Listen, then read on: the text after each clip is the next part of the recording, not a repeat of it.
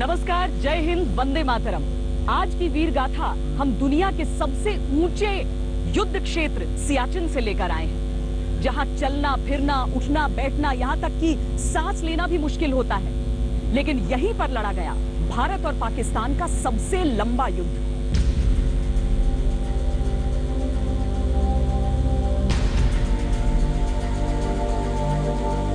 बीस 20,000 फुट ऊंची पहाड़ी पे खड़ी चढ़ाई चढ़ना, जबकि आदमी ऊपर से देख रहा है, वो पत्थर भी मारे आपको तो भी लगेगा। उसके बावजूद भी दुश्मन के दांत खट्टे करना, उनको मारना, धकेलना, 20,000 फुट के ऊपर जाकर लड़ना, ये कोई नॉर्मल काम है।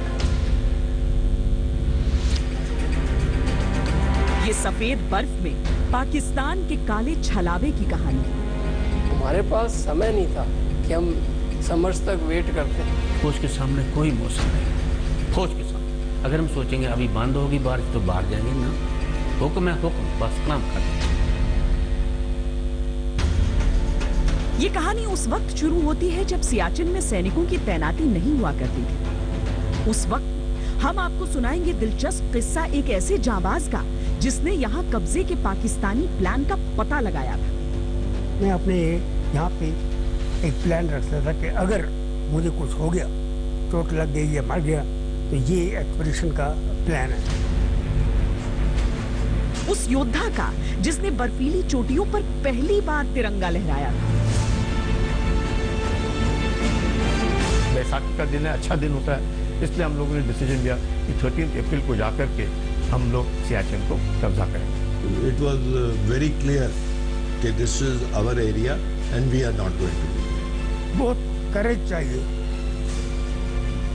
रात के वक्त पाकिस्तान की पोस्ट में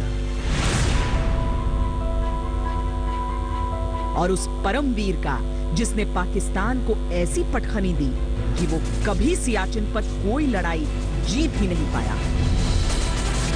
जब हमने दूरबीन से देखा पाकिस्तान की जो फौज है वो हमसे अब सामने आकर के बैठ गई, बिल्कुल स्ट्रेट आइसफॉल वो ऊपर बैठे हुए हैं। आप स्टेप अप करते हैं, ऊपर से मार देते हैं। वो सब देख रहे हैं उनके चारों तरफ क्या हरकत हो रही है। दुश्मन मतलब हमारे लोग ऊपर आ रहे हैं, कैसे आ रहे हैं, रस्सी लगा रहे हैं। बिल्कुल खराब मौसम, विजिबिलिटी खराब, बर्फ गिरनी शुरू हो गई। माना सिंह का आपने नाम सुना होगा। वो उस टीम को लीड कर रहे थे जिन्होंने जाकर के पाकिस्तानियों को मारा और पोस्ट पे दोबारा कैप्चर किया उसको। और अभी तक वो पोस्ट जो है वो बाना पोस्ट के नाम से जाना जाता है। लास्ट ये वर्डिंग था उनका, कमांडर साहब का कहते बाना साहब, जो इस पोस्ट का नाम कायदे आज़म है, अगर अभी इस पोस्ट का नाम आपके नाम से जाना जाए।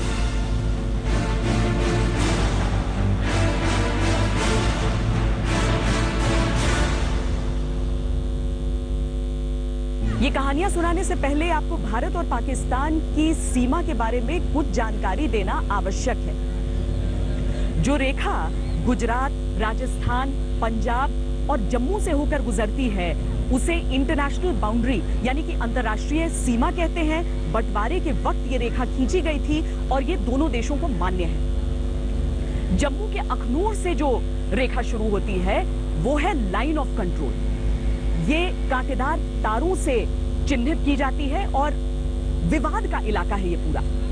सियाचिन के इलाके में जाकर ये रेखा भी खत्म हो जाती है और उसके बाद शुरू होता है एक्चुअल ग्राउंड पोजीशन लाइन यानी कि AGPL।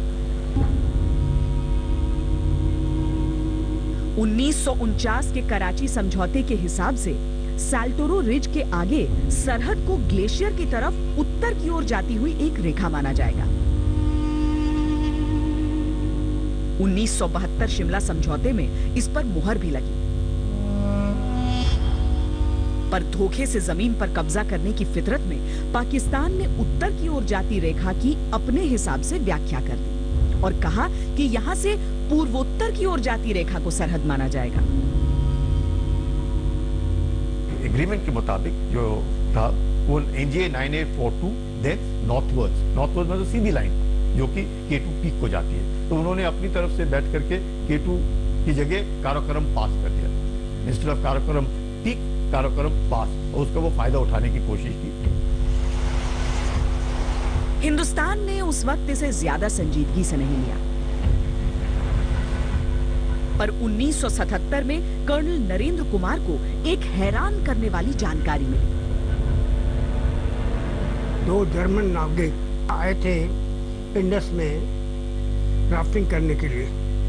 वो कहते हैं कि उन्होंने नुब्रा रिवर, जो कि सियाचिन ग्लेशियर के स्नाउट से शुरू होता है, वो अभी तक किसी ने राफ्टिंग की, वो राफ्टिंग करनी है। तो उन्होंने एक अमेरिकन मैप दिखाया, उससे वो 10,000 स्क्वायर किलोमीटर पाकिस्तान उस पर कब्जा करता रहा। 30 साल तक वो एक्सपीडिशन भेजता रहा। तो जब उन्होंने मैप देखा तो मैंने उनसे मैप खरीद लिया, और जनरल शब्बर थे हमारे, director general of military operation, उनके पास गए।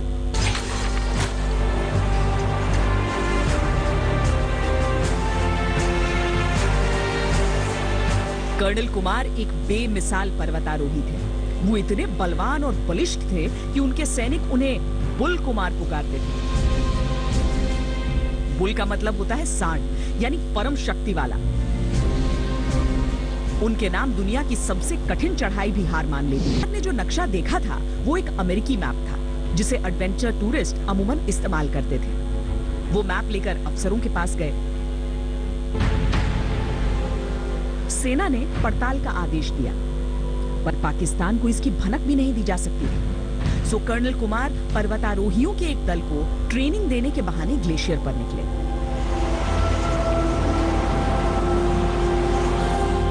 जब वो लौटे, उनके पास पुख्ता सबूत थे। 2-3 पीक के नीचे मुझे जापानीज का, जर्मन का इक्विपमेंट और पाकिस्तानी इक्विपमेंट मिला। वो मैं सारा वापस लेके आया। उसमें एक स्ट्रिप भी थी, वो मैंने दिया डीजीएमओ को। अब इससे ये नतीजा निकला कि 30 साल तक पाकिस्तान अपनी एक्सपीडिशन भेज रहा है, फॉरेन एक्सपीडिशन, और पैसा कमा रहा है उसे। अब ये लगभग स्पष्ट था कि पाकिस्तान सियाचिन पर नजरें डाल चुका है, लेकिन इस दुर्गम इलाके में किसी भी तरह की कार्रवाई से पहले वहां की पूरी जानकारी जरूरी थी। इसके लिए 1981 में कर्नल कुमार फिर अपने मिशन पर निकले।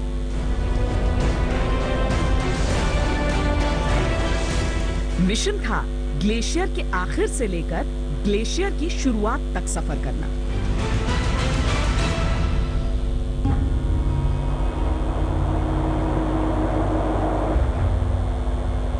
ये 77 किलोमीटर का सफर था। कहीं खाई, कहीं बर्फ की दीवार, और मदद के लिए अंग्रेजों के जमाने का एक नक्शा जिसमें उनके दिए केवल कुछ नाम लिखे हुए थे।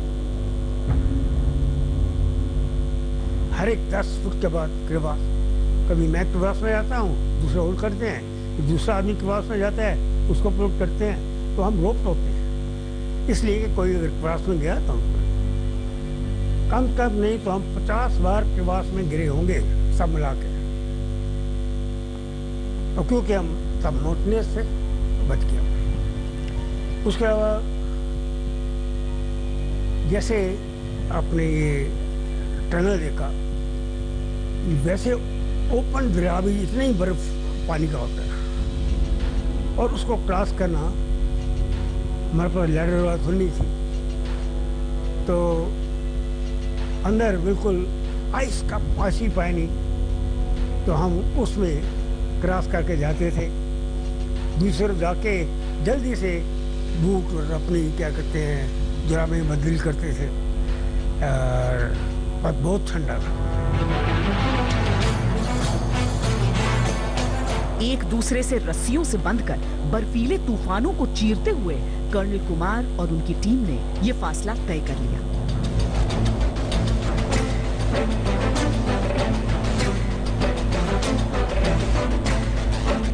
समूची दुनिया में ऐसा करने वाले वो पहले इंसान थे। ऐसा है कि मेरी सिर्फ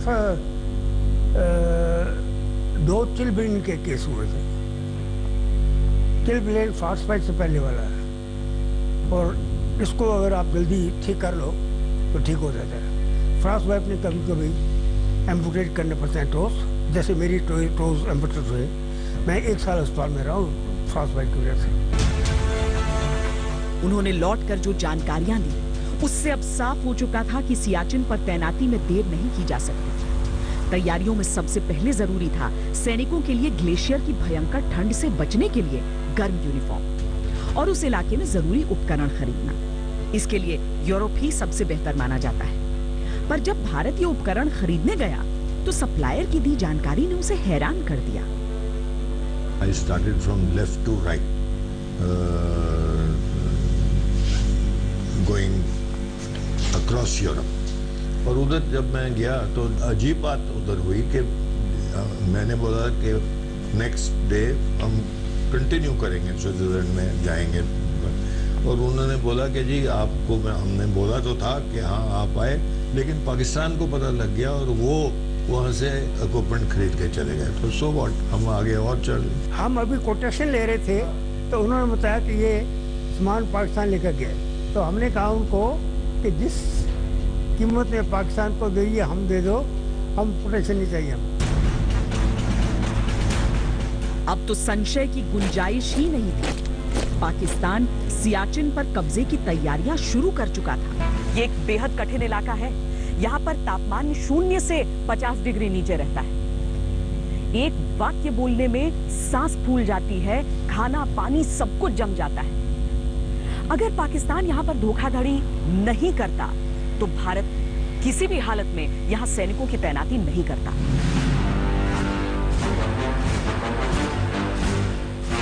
उन्नीस 1982 से इलाके में गश्त शुरू हो गई।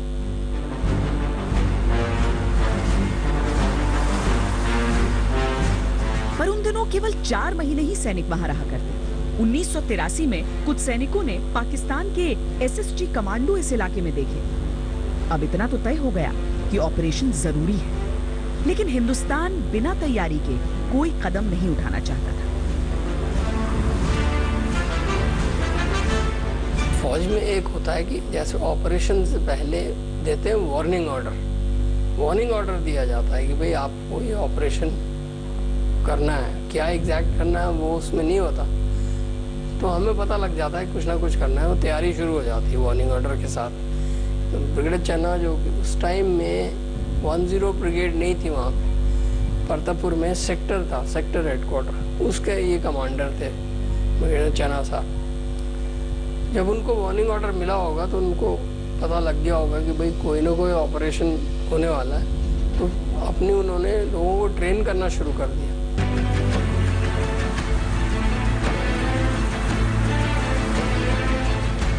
इससे पहले कभी किसी ने ग्लेशियर पर युद्ध नहीं लड़ा था। 18,000 फीट की ऊंचाई पर ऑपरेशन को अंजाम नहीं दिया गया था।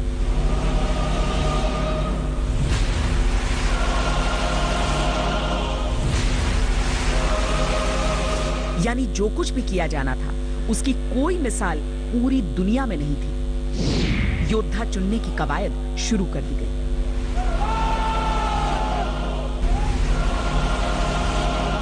ये बहुत ज़रूरी था क्योंकि पहली दफ़ा हुआ था, तो हमने ये किया कि जितने जवान हमारे गए थे उधर, उनको सबसे पहले तो मैंने अपने जो ऑफिसर्स वाइफ दूसरे हैं उनसे चिट्ठियाँ लिखाई कि हम बहुत हैं, शाबाश चलो, ताकि मोराल थोड़ा हो। फिर खाने के लिए स्वीट्स भी भेजी और ट्रूप्स बहुत ही खुश थे। इस ऑपरेशन को नाम दिया गया operation Meghdoot. Lieutenant general Premnath हून इस ऑपरेशन की अगुवाई कर रहे थे। इंटेलिजेंस रिपोर्ट्स के मुताबिक पाकिस्तान 17 अप्रैल के आसपास कब्जे की योजना बना चुका था। ग्लेशियर पर अप्रैल का महीना कुछ ज्यादा ही कठिन होता है। अब तक भारतीय सेना के जवान मई के अंत में अपनी गश्त शुरू किया करते थे, पर पाकिस्तान की बढ़ती कार्रवाई के मद्देनजर मुकाबला वक्त से भी था। ग्लेशियर का एक्सेस पाकिस्तान की तरफ से ज़्यादा आसान है, क्योंकि उनकी फ़ौज जो है बिल्कुल ग्लेशियर के नीचे बैठी हुई है।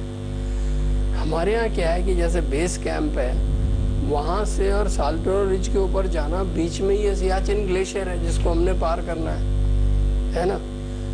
तो मिसाल के तौर पे बेस कैंप से और सियाला जब हमारे ट्रूप जाते हैं तो 15-16 दिन लगते हैं उनको पहुँचने में।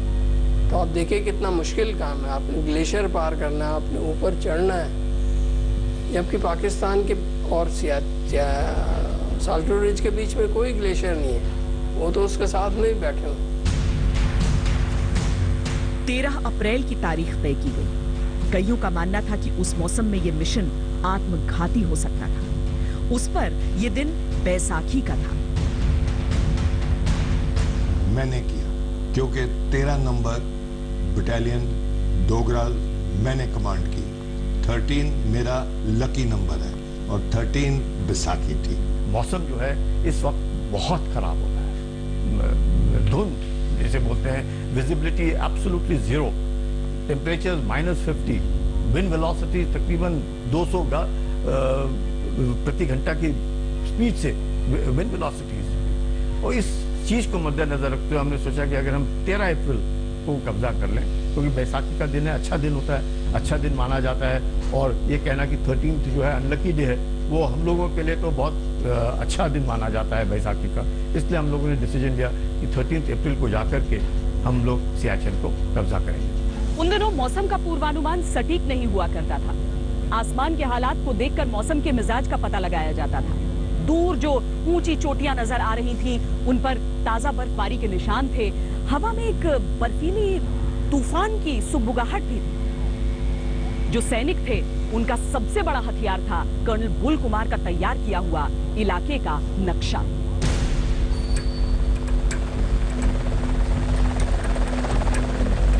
सुबह 5:30 बजे पहले चीता हेलीकॉप्टर ने कैप्टन संजय कुलकर्णी और एक जवान को लेकर बेस कैंप से बिलाफोन दर्रे के लिए उड़ान भरी।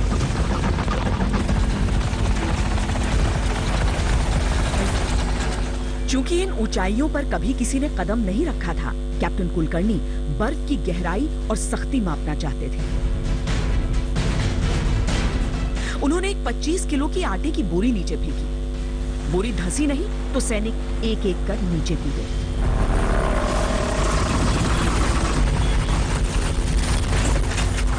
हमने एक 25 किलो की आटे की बोरी ली, हेलीकॉप्टर में रखी और हमने पायलट को कहा कि पहले मैं इस बोरी को गिराता हूँ और देखता हूँ ये बोरी कितनी धंसती है। अगर तो ये बहुत गहरी धंस गई तो इतना भारी हेलीकॉप्टर लैंड करेगा तो वो भी वहाँ पे धंस जाएगा बर्फ में। तो जब सवेरे सवेरे गए, बर्फ जो थी थोड़ी सख्त थी और जो बोरी है वो ऊपर ही ठक करके गिरी। तो हमने पायलट को कहा बिल्कुल ठीक है, आप थोड़ा सा होवर करो, 4-5 फुट ऊपर होवर करो, हम ऊपर से कूद जाएंगे। और उस कूदने से भी आपको पता चल जाएगा कि अगर हम धंस गए तो हमें आपको पता चल जाएगा कि यहाँ पे लैंड करना मुश्किल है।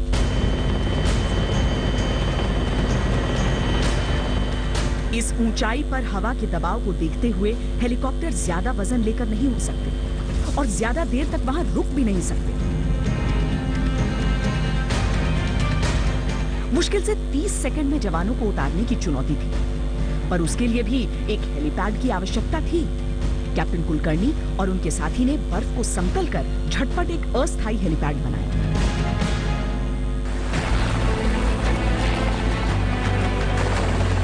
फिर चीता हेलीकॉप्टर ने कुल 17 चक्कर में 30 लोगों को उस दर्रे पर उतारा।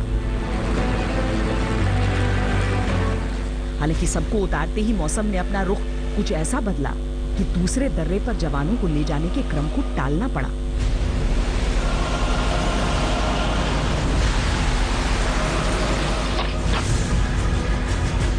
ताकि पाकिस्तान को इस ऑपरेशन की भनक भी न लगे, ये पहले से तय था कि रेडियो पर कोई भी बातचीत नहीं की जाएगी, केवल बटन दबाकर कोड में संदेश देने की योजना थी।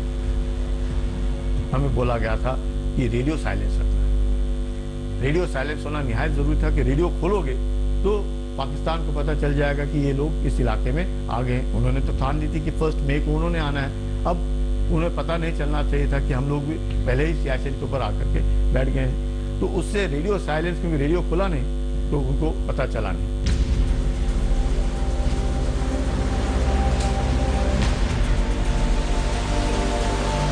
पर यहाँ पाकिस्तान से बड़ा दुश्मन मौसम साबित हुआ। हेलीकॉप्टर के 17वें चक्कर के बाद जवान दर्रे पर टेंट लगा ही रहे थे कि भयानक बर्फीले तूफान ने उन्हें घेर लिया।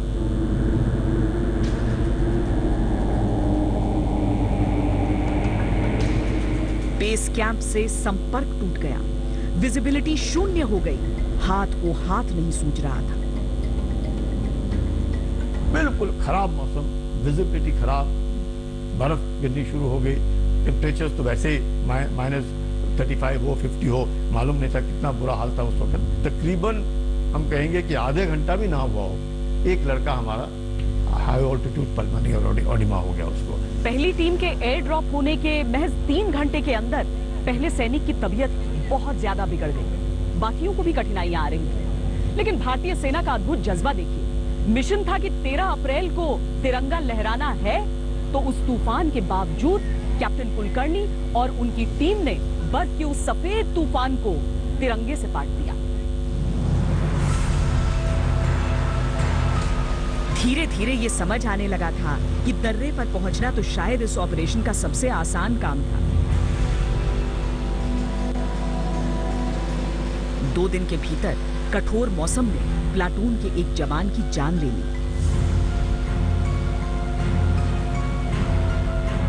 कैजुअलिटीज बाद में आई हैं, और कैजुअलिटीज भी मैं आपको बोलूं कि जो आती हैं वो हमारी गलती से आती हैं, क्योंकि हमें नहीं पता जिस दिन बर्फ पड़ी है उसमें कोई भी जहाज जाए या कोई आवाज से वो एवलांच आ जाता है।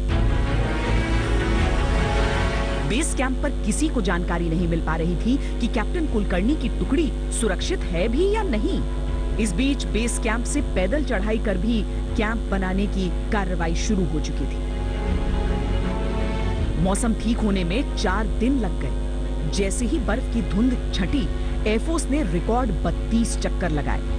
सिया दर्रे पर भी तिरंगा लहराने लगा।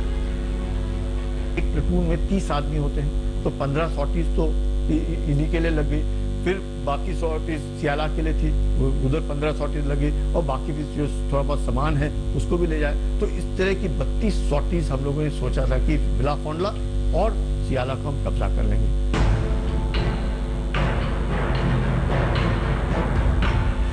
इस बीच सैनिक के मौत की खबर देने के लिए कैप्टन कुलकर्णी ने रेडियो से संपर्क किया। शायद यही सिग्नल पाकिस्तान ने भी पकड़ लिया। बिलाफोंड दर्रे पर एक पाकिस्तानी हेलीकॉप्टर मंडराता दिखा। जाने वो रेडियो के सिग्नल को पकड़कर वहां जांचने आए थे या सैनिक लेकर पोस्ट पर कब्जा करने की मंशा से।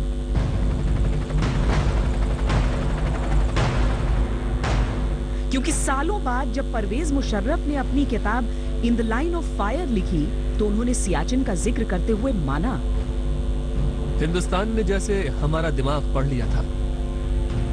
गौरतलब है कि मुशर्रफ उस वक्त सियाचिन में एसएसजी के ब्रिगेड कमांडर थे। 29 अप्रैल तक इलाके में भारतीय सेना की तैनाती पूरी हो चुकी थी। इन्हीं दिनों ग्लेशियर पर पाकिस्तानी हेलीकॉप्टर और फाइटर प्लेन के गश्त भी बढ़ गए। वो समझ चुके थे कि भारतीय सेना ने उनकी चाल को पहचान लिया है और अब उनकी कोई चतुराई काम नहीं आने वाली है।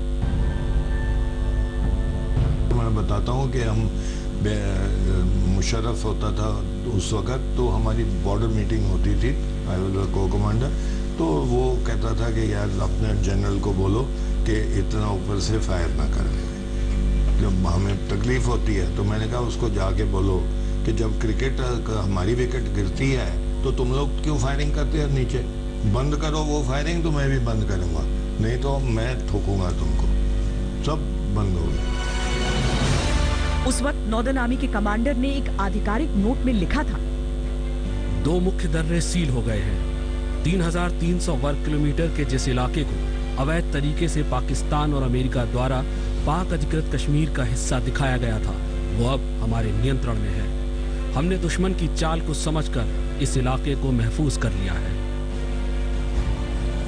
जाहिर है उस वक्त किसी को मालूम नहीं था कि ये केवल शुरुआत थी। सियाचिन का युद्ध आज भी जारी है।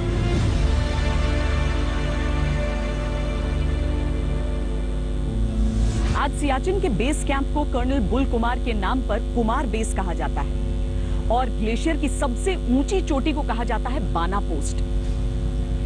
क्या है इस नामकरण की कहानी और साथ ही बाना सिंह के परमवीर चक्र जीतने का किस्सा दिखाई। देश ही नहीं दुनिया में हर योद्धा मानता है कि सियाचिन में केवल सर्वश्रेष्ठ की तैनाती हो सकती है और जो सबसे शक्तिशाली है जीत उसी की हो सकती है। पाकिस्तान की चाल को भांपकर जब से हिंदुस्तान ने उसे पछाड़ा था तब से वो किसी न किसी जुगत में लगा हुआ था। पाकिस्तान को एक बड़ी कामयाबी मिली भी, लेकिन उसके बाद उसका सामना हुआ बाना सिंह नाम के पहाड़ से।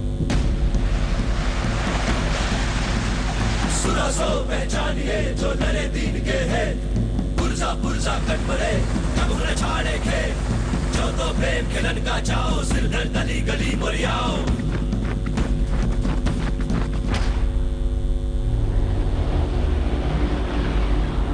21,000 फीट की चोटी जिसके सामने बौनी पड़ गई। बर्फ की मोटी चादर जिसके खून की गर्मी से पिघल गई। एक ही झटके में जिसने दुश्मन के पांव उखाड़ दिए। सियाचिन की पहली निर्णायक जीत के नायक भारत के परमवीर ऑनररी कैप्टन बाना सिंह।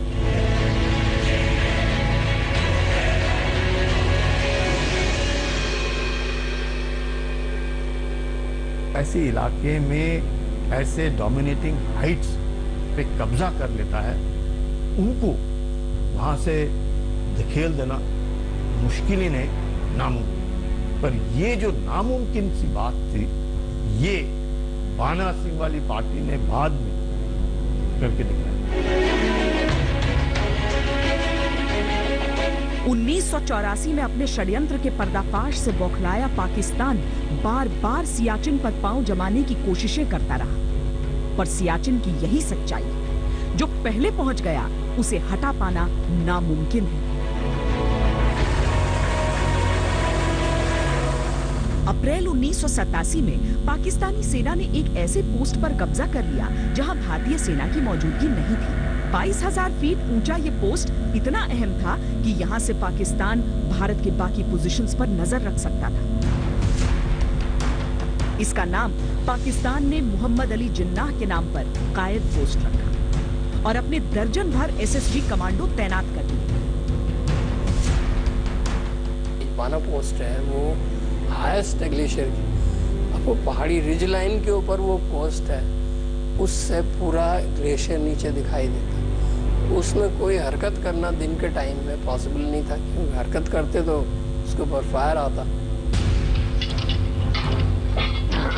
इस पोस्ट पर बैठकर पाकिस्तान भारतीय पोस्ट पर मौजूद सैनिकों के लिए राशन लाने वाले हेलीकॉप्टर पर निशाना साधा करता, भारतीय पोस्ट पर गोलियां बरसाता।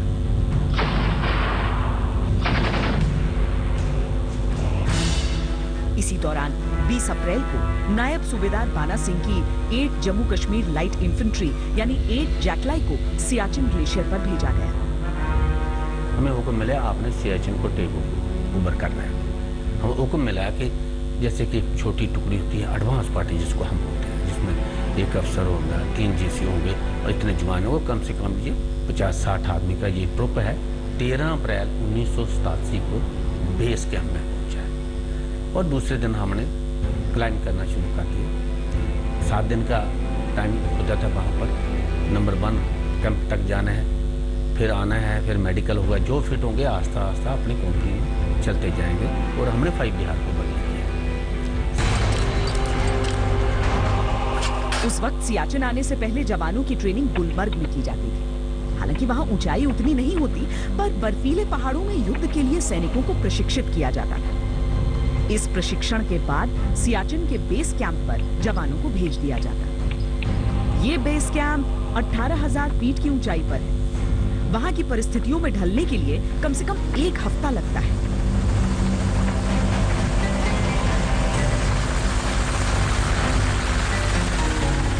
पाकिस्तान की तरफ से जो लगातार गोलीबारी हो रही थी उसे बंद करना जरूरी था, क्योंकि एक तो हेलीकॉप्टर वहां पर आते थे, उन पर निशाना साधा जाता था, तो जो जरूरी सामान था वो पोस्ट तक पहुंच ही नहीं पा रहा था।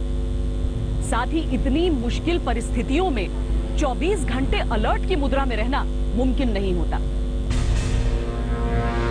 ये फैसला किया गया कि एक पेट्रोल पार्टी को कायद पोस्ट की बारीक जानकारी के लिए भेजा जाए। उनका मिशन ये था कि कैद पोस्ट पे हमले की जितनी भी तैयारी है उसको करेंगे। तो क्या होता है, उतनी हाइट के ऊपर और नीचे ग्लेशियर ऐसे है, जैसे मैं बैठा हूँ, ये फर्श है, ये मान लीजिए ग्लेशियर है, वहाँ से आपने यहाँ पहुँचना है, उसके लिए रोप्स लगानी पड़ती है, बगैर रस्सी लगाए हुए आप नहीं चढ़ सकते, और वो रस्सी भी उस डायरेक्शन में लगाई जाती है जिसमें दुश्मन ना देखे। 29 मई को लेफ्टिनेंट राजीव पांडे की अगुवाई में 10 जवानों को रवाना किया गया। दरअसल कायद पोस्ट इतनी ऊंचाई पर स्थित था कि आसपास 80 किलोमीटर के दायरे तक वहां से नजर रखी जा सकती थी। केवल एक उस पोस्ट पर कब्जे के जरिए पाकिस्तान समूचे इलाके में भारत के लिए चुनौती पेश कर रहा था। इसीलिए जब लेफ्टिनेंट राजीव पांडे और उनके साथी कायद पोस्ट की ओर निकले तो मिशन लगभग नामुमकिन लग रहा था। पाकिस्तान के लिए बहुत आसान था चुन चुन कर निशाना साधना। उस पेट्रोल पार्टी के केवल 3 जवान जिंदा लौट पाए। जैसे वो नजदीकी हासिल की उन्होंने पाकिस्तानियों ने फायर खोल दिया। जब फायर खोलते हैं राजीव साहब इबान, नफ्स रहीम राज और 8 जवान वहीं फ्लैट कर दिए। जब सुबह हुई, मैं तो एज ए क्वार्टर मास्टर था पलटन का, तो कहने लगे पूरे हेलीकॉप्टर ऑफिसर वगैरह सब पहुँच गए। मैंने कहा हुआ क्या?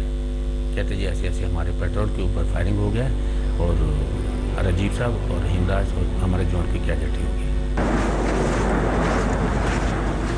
ये समझ में आ चुका था कि अगर कायद पोस्ट तक पहुंचना है तो उसके चारों तरफ मौजूद 90 डिग्री के ढलान वाली बर्फ की दीवार को लांघना होगा। पर चुनौती ये थी कि दुश्मन की आंखों से बचकर ये आखिर किया कैसे जाए। कैद पोस्ट एक ऐसी जगह थी जिसके ऊपर मतलब 22,000 कुछ फीट है, उसमें तापमान 0 डिग्री से ही बहुत मेहनत है, इसलिए उसमें अपना ऑपरेशन कामयाब होना बड़ा मुश्किल है। और उसकी हाइट ज़्यादा थी, ऊपर जो बेसमेंट था उसकी जगह कम थी, मतलब जो 100 मीटर के ऊपर जगह थी जो कि दुश्मन ने उस पर कब्जा कर रखा था, अपने पक्के बैंकर बना रखे थे, इसलिए उसमें थोड़ी डिफिकल्टी आ रही थी उसको पकड़ने की। नाकाम कोशिशें मिशन की मुश्किल बयां कर रही, पर पीछे हटना विकल्प नहीं था। बंजर और जटिल भूमि ही सही, ये जमीन हिंदुस्तान की थी। आखिरकार रणनीति को और आक्रामक बनाया गया। पाकिस्तानियों का ध्यान बटाने के लिए पोस्ट पर लगातार मशीन गन से निशाना साधा गया और फिर जब तीसरे हमले की तारीख करीब आई तो बेस कैंप से तोप का मुंह खोल दिया गया। कैद पोस्ट पे अटैक किया, उससे पहले आर्टिलरी फायर किया गया, लेकिन वो जगह इतनी छोटी है और रिज के ऊपर है, तो उसके ऊपर गोले गिरना जो था वो बड़ा मुश्किल काम था। इधर उधर गिरे, कुछ उसके ऊपर भी गिरे, लेकिन बड़ा मुश्किल था ये काम। पोस्ट को हासिल करने की तीसरी कोशिश सबसे विराट थी। 62 लोगों की टीम इस ऑपरेशन का हिस्सा थी। पहली टीम की अगुवाई कर रहे थे सूबेदार हरनाम सिंह, उनके पीछे जिस दूसरी टीम को रहना था उसे लीड कर रहे थे सूबेदार संसार चंद। तीसरी टीम रिजर्व टीम, नायब सूबेदार बाना सिंह की अगुवाई में इस टीम को तभी आगे बढ़ना था अगर बाकी दोनों नाकाम हो जाए। 24 जून को पहले चरण में पहली प्लाटून रवाना हुई। मुश्किल से 50 मीटर की चढ़ाई करते ही पाकिस्तान ने इन्हें देख लिया और इन पर मशीन गन फायर की। जवाबी कार्रवाई की कोशिश हुई पर ठंड में हथियार जाम हो गए। पाकिस्तान की अंधाधुंध फायरिंग में 2 सैनिक शहीद हो गए। मिशन को बीच में ही छोड़ना पड़ा। वहाँ पे क्या होता है कि वेपन कहीं भी जैम हो सकता है, उसकी बैरल के ऊपर वो ब्लैंकेट बांध के रखते हैं ताकि उस पर बर्फ से वो ठंडा ना हो जाए। अब हमारे आदमी जो जा रहे हैं अटैक के लिए वो तो ओपन में और रस्सी पकड़ के चढ़ रहे हैं, है ना, तो उनके हथियार ओपन में, बर्फ गिर रही है, तो उसका जैम होना स्वाभाविक है। जब जबकि वो लोग बंकर के अंदर बैठे हुए हैं। वहाँ पे जो है आपकी बुखारी जल रही है केरोसिन की, उसमें उनको गर्म करके चलाते रहते हैं। 25 जून को अगली टुकड़ी निकली। सैनिकों को इसी मिशन के लिए तैयार किए गए पोस्ट से कवर फायर दिया गया, लेकिन ठंड में कुछ देर में ही ये बंदूकें भी चलना बंद हो गई। वहीं पाकिस्तान ताबड़तोड़ गोलियां बरसा रहा है। इस कोशिश को भी बीच में छोड़ना पड़ा। फिर 26 तारीख को बाना सिंह की टुकड़ी ने कूच किया। मेजर साहब ने कहा कि आप ऐसा करो बाना साहब, आप जाओ और पता करो क्या बात है। मैं मेरे साथ जवान गए, वहाँ पर क्रॉलिंग करते, तो वहाँ पहुँचते हैं। उन्होंने कहा कि हमारी मदद के लिए आप आ जाए। वहाँ पर मैंने मेजर साहब को कहा कि सर मुझे कह रहे हैं कि हमारी मदद के लिए यहाँ पर पहुँचे। मेजर बोला ओके ठीक है चलो।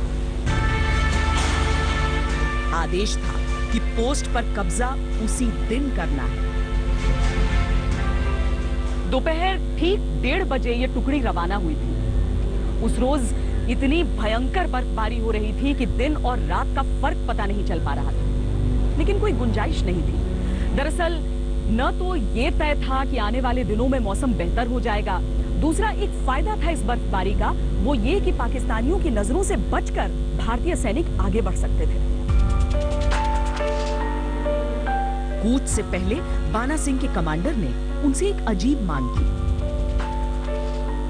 तो वो निकल रहे और जो लोग ज्यादा जख्मी हो गए तो वो भागकर पीछे हट बना हुआ था, वो उसी में रहते थे। हट बना तो जैसे ब्लीडिंग हुई है अभी नेचुरली पता चल जाता है, तो हुक्म मिला कि नहीं इनको जिंदा पकड़ कर लाना। मेजर साहब को बोला, मैंने बोला साहब जिंदा कैसे पकड़, जो आगे जाएगा वो वापस नहीं आएगा। हमें ऐसा नहीं, वो कोऑर्डिनेशन अपना कि जो उसका फाटक था लगा हुआ हट का एक साइड में किया, गनेर लूप किए और ब्रेस्ट किया, थोड़ा सा हाय की बाज आ रही है बहुत ज़्यादा। हमने बोला साहब अंदर से हम आगे जाएंगे, कोई भी जवान जाएगा तो वापस नहीं आएगा, बेटर रहेगा काम इसको ओके। इतनी ऊंचाई पर जहां अपने शरीर का वजन ढो पाना मुश्किल होता है, वहां किसी और को उठाकर लाना मुमकिन नहीं था। पर बाना सिंह ने यह वादा जरूर किया कि वो अपना मिशन किसी भी कीमत पर पूरा करेंगे। कायद पोस्ट एक बर्फ के किले की तरह था, दो तरफ से 1500 फीट की खड़ी बर्फीली दीवारों से घिरा। दुश्मन की नजर से बचने के लिए नायब सूबेदार बाना सिंह अपने योद्धाओं को लेकर इसी सीधी दीवार पर चढ़ाई कर रहे थे। न ठंड का एहसास, न दुश्मन की तनी हुई बंदूकों का डर। सर पर कफन बांधकर ये वीर केवल अपने लक्ष्य को देख रहे थे। फौज के सामने कोई मौसम नहीं, फौज के सामने क्यों हमने एक दृढ़ निश्चय और कसम खाई है, हमें कहीं भी भेजा जाए अगर हम सोचेंगे अभी बंद होगी बारिश तो बाहर जाएंगे नहीं। हुक्म है हुक्म, बस काम खत्म अटल। उसी चीज को उसी पर कामयाबी है फौज की। गोलाबारी की आवाज से पाकिस्तान को ये एहसास तो था कि हिंदुस्तान ने अभी अपनी कोशिशें नहीं छोड़ी, लेकिन पहले 2 चरण की कामयाबी से उनमें अति आत्मविश्वास पैदा हो चुका था।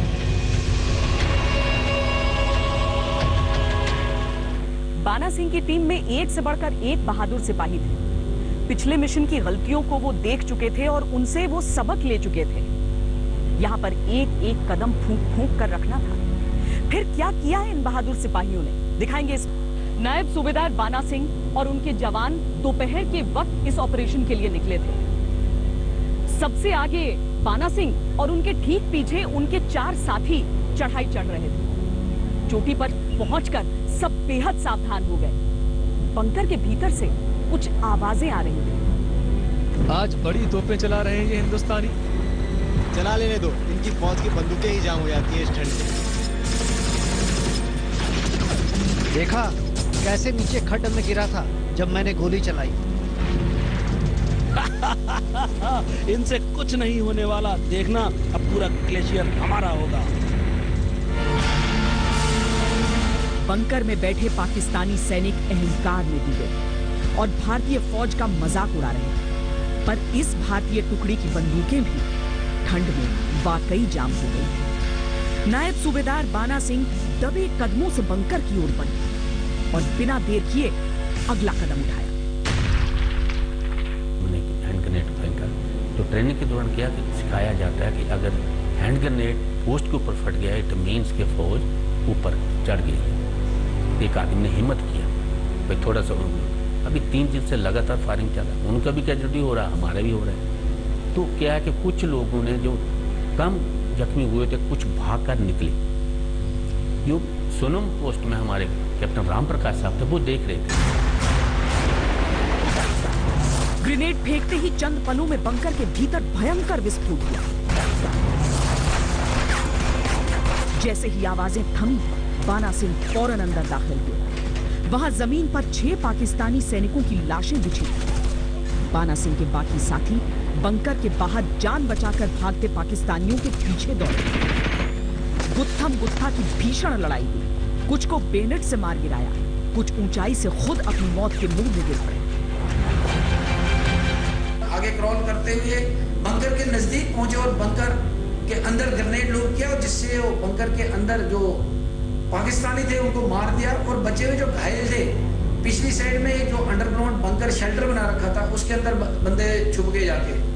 जिसके बाद जब पोस्ट पे कब्जा करने के बाद फिर हमने LMG उसके अंदर फायर की, ग्रेनेड्स उसके अंदर फायर किए और जो बचे हुए थे उसके अंदर उनको मार दिया। बाना सिंह की अगुवाई में राइफलमैन चुन्नी लाल, लक्ष्मण दास, ओमराज और कश्मीर चंद की दिलेरी ने सियाचिन पर पाकिस्तान की इकलौती पहचान को मिटा दिया। कायद पोस्ट पर तिरंगा लहराने लगा। इस पोस्ट की केवल पहचान नहीं बदली, इसका तो नाम ही बदल दिया गया। लास्ट ये वर्डिंग था उनका, कमांडर साहब का कहते बाना साहब, जो इस पोस्ट का नाम कायद-ए-आज़म है, अगर अभी इस पोस्ट का नाम आपके नाम से जाना जाएगा। जी हमने अपनी ड्यूटी को सरे अंजाम दिया है। हमने कोई बहादुरी जहाँ कोई ऐसा काम नहीं किया है कि जो कोई नहीं करती है, उसमें उच्च अधिकारियों ने क्या सोचा है वो उन पर निर्भर। महज 5 घंटे में इन योद्धाओं ने नामुमकिन को मुमकिन कर दिया। राइफलमैन चुन्नी लाल और ओमराज को सेना मेडल से सम्मानित किया गया और टुकड़ी की विजयी अगुवाई करने के लिए बाना सिंह को मिला परम सम्मान। की टिकट और आपकी बीवी की टिकट हमने लेकर रखी है और पहले आपने जाना है जनरल साहब, जनरल मलिक थे उस समय, तो उनके पास जाना है और उनसे मिलकर फिर आपने जाना है। उन्होंने ठीक है, हम चले गए। जनरल साहब के घर में जब गए तो नेचुरली होता है कुछ ट्रे में डालकर कुछ मिठाई वगैरह जो खिलाया, तो पंजाबी थे, तो हमने एक काजू उठाया तो कहने लगे नहीं, जब अच्छे काम के लिए जाना है, शगन के ऊपर जाना है तो कहता है मीठा मुँह होना चाहिए। पहुँच जाते हैं एयरपोर्ट के ऊपर, जब बाहर जा रहे थे हमारे पहले भैंस साहब घाट ग्रुप के थे, वो आए, कहते हाँ मैं आपसे बाना सिंह PVC, ये बात उन्होंने कहा। अच्छा, थोड़ा सा अचंबा हुआ। तो उसी के साथ ही हमारे धन सिंह थापा थे, वो भी साथ ही बाहर जा रहे थे एयरपोर्ट से, तो कहता जो मेरे को मिला वही आपको मिला। जी उन्होंने कहा, सरकार ने सम्मानित किया। बस